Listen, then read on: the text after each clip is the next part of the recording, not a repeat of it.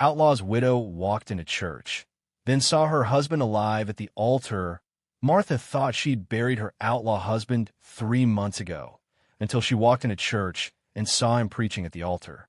Some ghosts, it turns out, are still breathing. The black dress hung on Martha Caldwell, like a prayer she'd forgotten how to say. She'd worn it only twice before, once to her mother's funeral, once to what she believed was her husband's. Now, as she stood outside the weathered wooden church in Prescott Valley, the Arizona desert wind tugged at its hem like restless fingers, reminding her of everything she'd tried to bury. 3-year-old Emma pressed close against her legs, sticky fingers wrapped around the folds of black cotton. The child didn't understand churches, didn't understand why Mama's voice got quiet when people stared, didn't understand why their little house felt so empty since Papa went away. But Emma understood the weight in her mother's hand, the way it trembled when it touched the church door. "We don't have to go in," Martha whispered to herself more than to her daughter. But they did. The women from a charitable society had been clear about that. If Martha Caldwell wanted their help, their food, their cast-off clothes, their grudging acceptance, she'd have to show the good people of Prescott Valley that she was trying to walk a righteous path, that she was more than just the outlaw's widow. The church door creaked like old bones as Martha pushed it open. Silence fell heavy as a wool blanket in August. Heads turned, some curious, some pitying, some hard with judgment. Martha had expected this. She'd practiced walking with her chin up, practiced ignoring the whispers that followed her like dust clouds. What she hadn't practiced was breathing when the impossible happened. The preacher stood at the altar with his back to the congregation, reading from Scripture in a voice that made Martha's knees forget how to hold her weight. She knew that voice. She'd heard it whisper her name in the dark, heard it sing lullabies to Emma, heard it promise to come back home safe. Samuel turned around. The book slipped from his hands, pages fluttering like startled birds. His face, clean-shaven now, without the beard she'd traced with her fingertips, went white as church paint. But his eyes, those deep brown eyes that had looked at her across a makeshift altar 3 years ago and promised forever, those eyes were the same. Martha's breath caught somewhere between her lungs and her heart. Emma tugged at her dress, confused by the sudden stillness. But Martha couldn't move, couldn't think, couldn't do anything but stare at the dead man wearing preacher's clothes. Samuel recovered first. He had to. 40 pairs of eyes watched him, waiting for the Sunday sermon to continue. His voice, when he found it again, carried the practiced calm of a man accustomed to speaking God's word. But Martha heard the tremor underneath. "Brothers and sisters," he said, his gaze carefully avoiding the back pew where Martha stood frozen. "Today we speak of resurrection, of second chances, of a mercy that calls us back from the grave." The congregation murmured agreement, but Martha heard mockery in every word. She wanted to scream, wanted to run, wanted to grab Samuel by his sanctified collar and demand answers that would make sense of the world turned upside down. Instead, she sank into the nearest pew, pulling Emma onto her lap, and listened to her dead husband preach about rising from the dead. He spoke of forgiveness with the authority of someone who needed it. He quoted Scripture about mercy with the passion of someone who'd begged for it. And when he talked about leaving the old life behind, about becoming a new creation, Martha saw something in his face she'd never seen before: peace. It made her want to break something. The service dragged on like summer heat. Martha sat rigid as a fence post, Emma growing restless in her arms. Other congregants sang hymns and bowed heads for prayer, but Martha could only watch Samuel cataloging the changes. He was thinner, his hands softer without the calluses from handling guns and reins. His hair was shorter, neat as a banker's. Even his posture was different, straighter, like he'd learned to carry something heavier than guilt. When the final prayer ended and people began filing out, Martha remained seated. Emma had fallen asleep against her shoulder, small fingers clutching the worn fabric of the morning dress. Martha stared at the wooden cross hanging above the altar and wondered if God had a sense of humor, or if this was simply punishment for loving a man who chose stealing over starving. Samuel dismissed the last of his parishioners with handshakes and kind words, playing the part of the devoted minister. But Martha saw how his eyes kept finding her, saw how his smile never quite reached those familiar brown depths. When the church finally emptied, when it was just the three of them in the house of God, Samuel walked slowly down the aisle. Each footstep echoed like a heartbeat in the silence. He stopped just out of reach, close enough that Martha could smell the soap he'd used that morning, different from the harsh lye soap they'd shared in their old life. "Martha," he said, and her name in his mouth sounded like an apology. She looked up at him, this stranger wearing her husband's face, this preacher carrying her husband's voice, and felt something crack open inside her chest. Not her heart, that had broken 3 months ago when they told her Samuel was dead. This was something deeper, something that had been holding her together since the day she'd buried an empty coffin. But the desert wind outside was still calling, and Emma was still sleeping in her arms, and somewhere between the man she'd loved and the man standing before her lay a truth that would either save them all or finish what Samuel supposed death had started. The silence stretched between them like the years they'd lost, heavy with questions that had no easy answers and love that had nowhere left to go. He faked his own death to become a preacher, but his wife had already buried her heart with his empty coffin. Some betrayals cut deeper than any grave. Samuel continued his sermon about forgiveness, as if his world hadn't just collapsed. His voice carried the practiced rhythm of Sunday mornings, but Martha could hear the strain underneath, like rope pulled too tight, ready to snap. She didn't wait to hear how the story ended. She'd heard enough lies to last a lifetime. The church door slammed behind her with a sound like gunshot. Emma startled awake in her arms, blinking against the harsh Arizona sun that painted everything the color of old bones. Martha's legs carried her around the side of the building, where the desert stretched endless and unforgiving toward distant mountains that shimmered like broken promises. She set Emma down in the shade of the church wall and pressed her back against the weathered wood, trying to catch her breath. The morning dress clung to her skin, damp with sweat and something that felt like panic. 3 months. 3 months she'd grieved for him. 3 months she'd worn black and accepted the pitying looks and the charity that tasted like ash in her mouth. 3 months she'd rebuilt herself from nothing, piece by careful piece. "Mama." Emma's voice was small and confused. She picked up a smooth stone and turned it over in her tiny hands, the way she did when the world got too big and strange to understand. "It's all right, baby." But the lie stuck in Martha's throat like desert dust. Nothing was all right. Nothing would ever be all right again. Footsteps crunched on the rocky ground behind the church. Martha didn't need to turn around to know who they belonged to. She'd memorized that walk years ago, the way Samuel favored his left leg since the horse threw him, the careful way he placed his boots to avoid making noise. Old habits from a life of running. "Martha." His voice was closer now, uncertain in a way that made her want to hit something. She turned around. Up close, the changes were more obvious. Samuel had always been lean, but now he looked like a man who'd forgotten how to enjoy a meal. His hands, when he held them out toward Emma, were soft and clean. Preacher's hands, not the calloused ones that had taught her to shoot, to ride, to survive. Emma looked between her parents with the solemn expression she wore when grown-ups acted like children. She didn't remember Samuel clearly. 3 months was forever in a child's world, but something in his face must have seemed familiar because she took a step toward him. "No." Martha's voice came out sharper than she intended. Emma stopped, stone still clutched in her fist, and Martha felt like the worst kind of mother. But she couldn't watch him charm his way back into their daughter's heart. Not yet. Maybe not ever. Samuel's hands dropped to his sides. "She looks like you," he said quietly. "She looks like her father." The words came out like bullets. "The one who's supposed to be dead." Samuel flinched, and Martha was glad. She wanted him to hurt. She wanted him to understand what his grand deception had cost them both. "I can explain." "Explain?"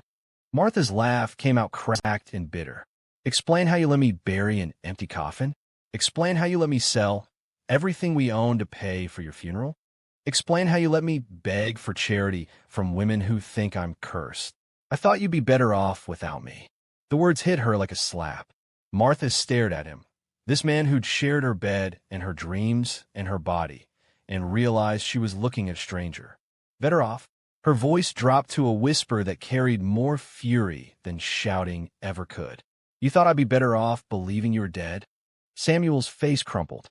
For a moment, he looked like the man she'd married, young and desperate, and so sure that love could conquer anything. "I was unhanged, Martha. The bounty hunters were closing in. I had a choice, die for real or disappear and maybe find a way back to you someday. So you chose to let me die instead." Martha's hand moved unconsciously to her wedding ring, still there despite everything. "Every day for 3 months, Samuel. Every day I died a little more." The desert wind picked up, stirring dust devils between them. Emma had wandered a few steps away, still turning the stone over in her hands, humming a tuneless song that sounded like mourning. "I found God in a cave," Samuel said suddenly. 3 days I hid there while the law searched for me. 3 days without food or water, listening to them call my name like they were calling the dead. And something changed. His eyes, when he looked at her, were bright with unshed tears. "I made a promise, Martha. If I lived, I'd make it right. I'd become the man you deserved. The man I deserved wouldn't have left me in the first place." The words hung in the air between them, heavy as summer heat. Samuel looked like she'd shot him, and maybe she had. Maybe they were both bleeding out here in the desert, too proud or too hurt to tend each other's wounds. "I love you," he said, and his voice broke on the words. "I know." Martha's own voice was steady now, cold as winter stars. "That's what makes this so much worse." She gathered Emma into her arms, ignoring the child's protests. The stone fell from small fingers and rolled away into the dust, just another piece of the desert floor. "Where are you going?" Samuel called after her. Martha paused at the corner of the church, where the shadow ended and the brutal sun began. When she looked back, he was standing where she'd left him, hands empty, face turned toward the mountains like a man searching for salvation in all the wrong places. "Home," she said, "to the life I built from the ashes of yours." She walked away without looking back, Emma heavy in her arms and heavier questions weighing down her heart. Behind them, the church bell began to toll, not calling people to worship, but marking time, counting the moments between what was lost and what might yet be found. The desert stretched before them, vast and patient as God's own silence, keeping its secrets buried in the shifting sand. The whole town loved their mysterious preacher who spoke of redemption with such conviction, but they had no idea he was speaking from experience as a wanted outlaw. 3 days passed like fever dreams. Martha moved through her small house like a ghost haunting her own life, Emma trailing behind with worried eyes and questions that had no safe answers. The neighbors brought casseroles and curious glances, their kindness wrapped in gossip like barbed wire and velvet. Mrs. Patterson from the general store knocked Tuesday morning, flour-dusted hands carrying fresh bread and fresher rumors. "Such a shame you had to leave service early Sunday," she said, settling her considerable bulk into Martha's one good chair. Preacher Morrison gave such a stirring sermon about forgiveness. "You'd have found comfort in it, I'm sure." Morrison. Martha's coffee cup rattled against its saucer. Even his name was a lie. "Some folks are saying you took ill," Mrs. Patterson continued, eyes sharp as hawk talons. "Others wonder if perhaps the sermon struck too close to home. You know how guilt can weigh on a widow's conscience." Martha set down her cup with deliberate care. "What guilt would that be, Mrs. Patterson?" "Oh, nothing specific, dear. Just that some wives blame themselves when their husbands choose sinful paths, wondering if they might have kept their men home, if they'd been different somehow." The words hit their mark. Martha had spent countless nights asking herself the same questions. If she'd been prettier, smarter, more content with poverty. If she'd fought harder against Samuel's decision to ride with outlaws. If, each one a needle in her heart. "Samuel made his own choices," Martha said quietly. "Of course, dear. Of course." Mrs. Patterson's smile was sweet as spoiled honey. Still, Preacher Morrison says we all carry the sins of those we love. Makes a woman think, doesn't it? After she left, Martha sat in the empty kitchen and wondered if Samuel knew how his words from the pulpit would be twisted into weapons against her. Probably not. He'd always seen the best in people, even when they showed him their worst. Thursday evening brought a different kind of visitor. Martha was hanging laundry in the fading light when she heard the soft crunch of boots on gravel. She turned, expecting another neighbor with another covered dish, and found Samuel standing at her gate. He traded his preacher's coat for simple work clothes, but he still looked wrong somehow. Too clean, too careful, like a man playing dress-up in his own life. In his hands, he carried a cloth bundle that smelled like heaven. Emma's favorite, he said, holding up what Martha could now see was a small loaf of cinnamon bread. I remembered. You remembered. Martha didn't reach for the bread. What else do you remember, Samuel? Do you remember promising to come home? Do you remember holding our daughter while she cried for her papa? Do you remember telling me that love was stronger than fear? Samuel's face crumpled. I remember everything. That's the problem. Emma appeared at the kitchen window, drawn by voices and the smell of cinnamon. Her small face pressed against the glass, eyes wide with the kind of recognition that comes not from memory, but from blood calling to blood. She knows me, Samuel whispered, wonder in his voice. Children know all kinds of things, Martha said. Doesn't mean they understand them.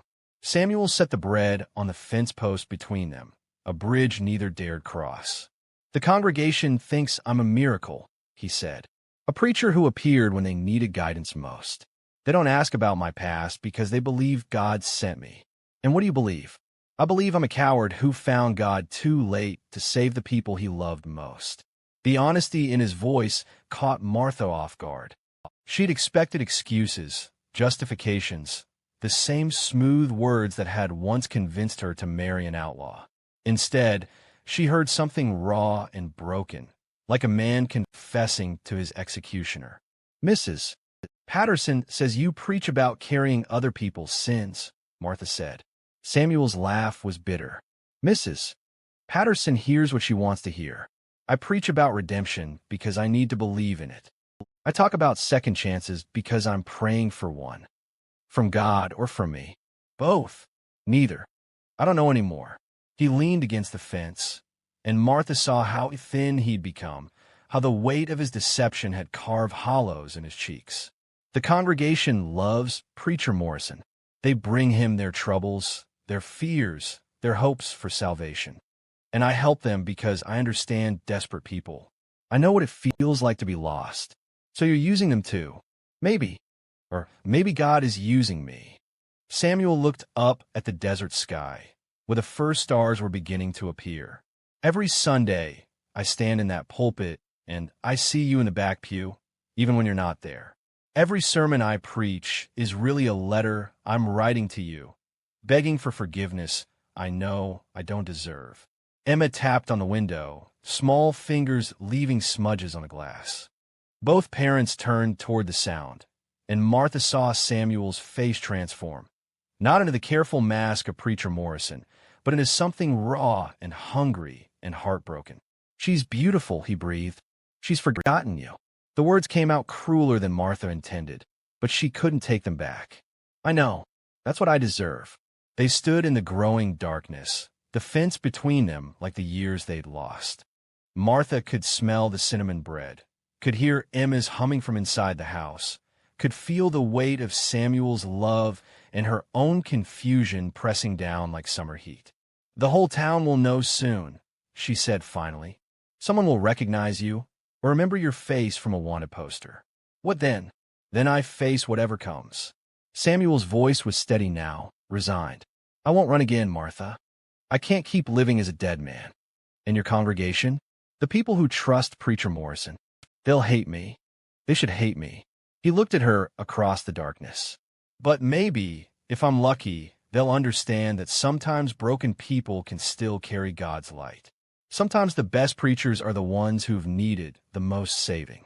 The desert wind picked up, carrying the scent of sage and secrets. Inside the house, Emma had stopped humming. The silence stretched between them like a prayer waiting for an answer. "I don't know if I can forgive you," Martha said. "I know. I don't know if I want to. I know that too. But I don't know how to stop loving you either." The admission tore out of her like confession, raw and unwilling. Samuel's hand moved toward hers across the fence, then stopped. The space between their fingers was small as a heartbeat, vast as the canyon between who they'd been and who they'd become. "That's enough for now," he said. "That has to be enough." When he left, he forgot the cinnamon bread on the fence post. Martha found it there in the morning, wrapped in cloth that smelled like the man she'd married and the stranger he'd become, sweet and warm and impossible to resist. Sometimes it takes a child's innocent love to show adults the difference between justice and mercy, and sometimes the hardest person to forgive is yourself. Sunday came again like Judgment Day, inevitable and unforgiving. Martha stood before her mirror in the pre-dawn darkness, the black dress hanging limp in her hands like a flag of surrender. She'd washed it Thursday night, scrubbed it until her knuckles bled, but it still carried the weight of 3 months' mourning, 3 months' lies. Emma sat on the bed behind her, already dressed in her one good frock, humming the tuneless song she'd been singing since Tuesday. Children, Martha thought, carried music in their bones, even when the world gave them nothing but silence to dance to. "Are we going to see the preacher man again, Mama?" Martha's hands stilled on the dress. "Maybe, baby. He smells like Papa used to smell." The words hit Martha like physical blows. She turned around, kneeling before her daughter, searching those innocent brown eyes, Samuel's eyes, for understanding that wasn't there yet. "What do you remember about Papa, Emma?" The child tilted her head, considering. "Big hands. Sad songs. He tasted like cinnamon when he kissed me goodnight." She paused, thumb finding its way to her mouth. "The preacher man has sad songs in his eyes, too. Out of the mouths of babes." Martha pulled Emma close, breathing in the scent of soap and childhood, trying to memorize this moment before everything changed again. The church was fuller than usual when they arrived. Word had spread somehow. It always did in small towns, that something interesting might happen during morning service. Martha recognized the signs. The way conversations stopped when she passed, the careful positioning of bodies to get the best view, the electric anticipation that came before public disaster. Samuel stood at the altar in his preacher's coat, but Martha could see the tremor in his hands, the way his eyes searched the congregation like a man looking for escape routes. He'd made his choice. Today, Preacher Morrison would die so Samuel Caldwell could live again. The service began normally. Hymns were sung, prayers were offered, collection plates passed with their familiar rattle of coins and whispered promises to God. But when Samuel stepped up to deliver his sermon, something in the air shifted. Martha felt it like a change in weather, the way animals sense storms before the first cloud appears. "Brothers and sisters," Samuel began, his voice carrying across the silent congregation. "Today I want to talk about truth, about the courage it takes to face who we really are." A murmur rippled through the pews. This wasn't the gentle, comforting message they'd come to expect from their mysterious preacher. "Some of you may wonder about my past," Samuel continued, his eyes finding Martha's across the crowded church. "Where I came from, what brought me to your community. I've let you believe I was sent by divine providence, and in a way, that's true. But providence works through broken vessels, through sinners and outlaws and men who've lost their way." The murmur grew louder. Martha saw Mrs. Patterson lean forward in her pew, eyes bright with a hunger for scandal. Near the front, old Mr. Henderson frowned, his weathered hands gripping his hat like an anchor. "My name," Samuel said, his voice growing stronger, "is not Morrison. It's Caldwell. Samuel Caldwell. Some of you may remember that name from wanted posters. Some of you may have heard stories about the Caldwell gang, about banks robbed and trains stopped and law broken in the name of survival." A woman gasped. Someone's Bible hit the floor with a sound like gunshot. Martha felt Emma tense beside her, confused by the sudden tension in the room, but sensing her mother's fear.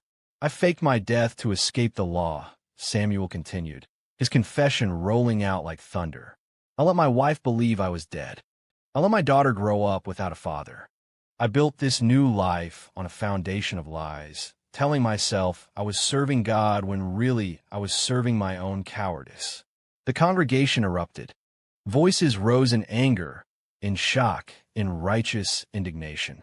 Someone shouted, "Fraud!" Another voice called, "Get out!" Mrs. Patterson was on her feet, pointing a finger like she was casting out demons. But Emma, sweet Emma, who understood nothing of adult betrayal and everything of simple love, slipped from Martha's grasp and ran down the aisle toward the altar. "Papa!" The word cut through the chaos like a blade. The congregation fell silent, watching as the small girl in her good dress reached the altar and held up her arms to the man who'd just confessed to abandoning her. Samuel looked down at his daughter, tears streaming down his face, and Martha saw something break and heal in him all at once. He dropped to his knees, gathering Emma against his chest, and the sound he made was somewhere between laughter and sobbing. "I'm sorry," he whispered in her hair. "I'm so sorry, baby girl." Emma patted his cheek with small hands. "It's okay, Papa. You're not lost anymore." Martha rose from her pew, the black dress rustling like autumn leaves. The congregation parted before her as she walked down the aisle, some faces hard with judgment, others soft with something that might have been understanding.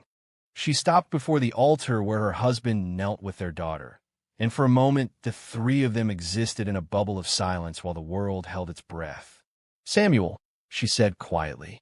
He looked up at her, still holding Emma, his face streaked with tears and hope and terror. "Martha, I know." She reached out, her fingers touching his cheek where their daughters had been. "I know who you are. I know who you were. The question is, who are you going to be now?" Samuel's eyes searched her face. "I don't know, but want to find out. Here, with you and Emma, facing whatever comes." Martha looked at the congregation, at the faces she'd come to know over 3 months of charity and judgment and grudging acceptance. Some looked angry, others curious, a few surprisingly compassionate. These people had loved their preacher, had found comfort in his words about redemption. Now, they had to decide if they could love the broken man behind the pulpit. "Then we face it together," Martha said. She didn't know what would happen next.